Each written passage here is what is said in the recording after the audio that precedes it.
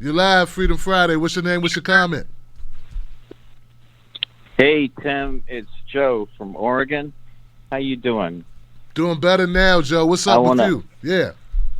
Hey, I just want to thank you for your leadership and all of the profound things that you say and do. I've followed you since 2016 and the Democratic Convention when you were there, and listened to you all the time.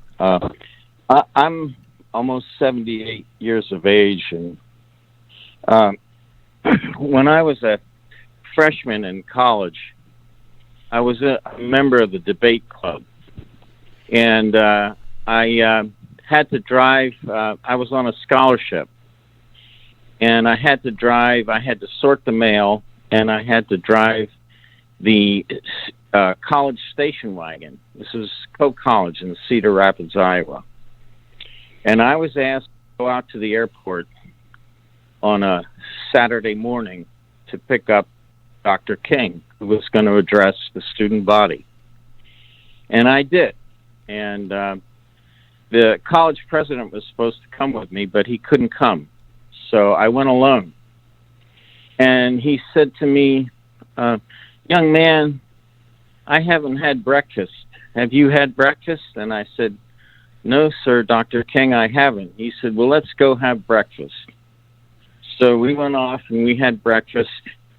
And I talked to him about some of the things that I had done in 1961 and 60 to violently demonstrate against racism in the South. And I got thrown in jail.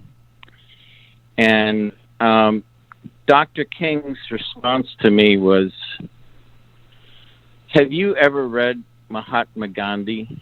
And I said, Mahatma Gandhi.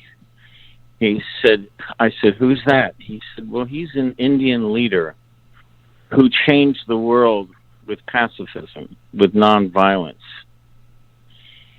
And when he didn't respond to my sacred action, what I thought was the second coming of John Brown, and led me towards a nonviolent path, it changed everything. It changed the matrix.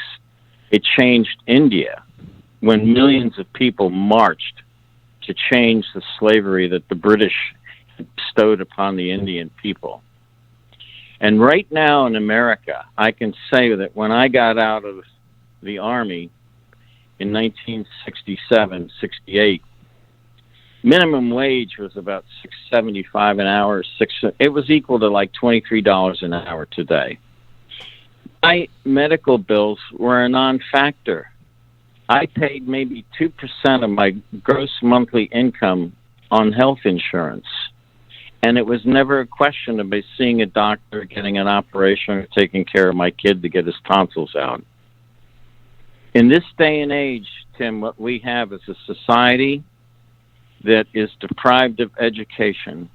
It's a society that's deprived of health care for the most part. In other words, if you can't afford the expense to go see a doctor, you're probably going to get sick and maybe you'll die.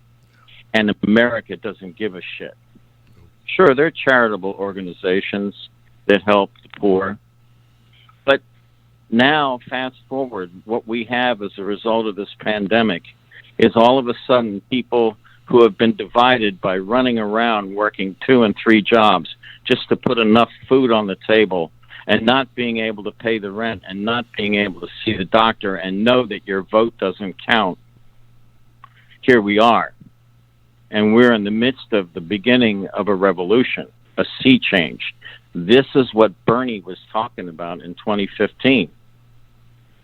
And it is up to your generation and the younger people of this world to change it. My generation screwed everything up. And with that, I'm going to shut up and just say that I love you and I love all the people that call in, and thank you for all that you do.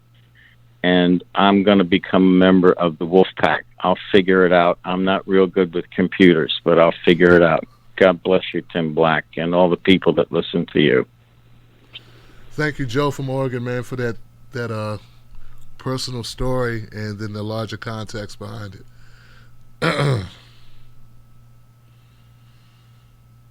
Just, I don't know what to say, man. That's an amazing story, sir. It's an amazing story, Joe. Sorry, Joe. Amazing story, Joe. Thank you for sharing your story, Joe. News you watch makes you more confused after you watch it. Watch the Tim Black Show and know what's going on. Go to patreon.com, Tim's Take Live. Join today.